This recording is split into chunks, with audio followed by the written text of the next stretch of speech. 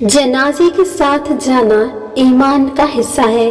अबू हुरैरा रज़ी अल्लाह ताला अन्हु से रिवायत है, रसूलुल्लाह सल्लल्लाहु अलैहि वसल्लम ने फरमाया, जो कोई ईमानदार होकर हसूल सवाब की नीयत से किसी मुसलमान के जनाजे के साथ जाए और नमाज और दफन से फारिग होने तक इसके साथ रहे तो वो 2 क़ैरात सवाब लेकर वापस आता है। हर क़ैरात उहद पहाड़ के बराबर है। और जो शख्स जनाजा पढ़कर दफन से पहले लौट आए तो वो 1 क़ैरात सवाब लेकर लौटता है। दुनिया के पैमाने के लिहाज से 1 क़ैरात 12 दिरहम का होता है।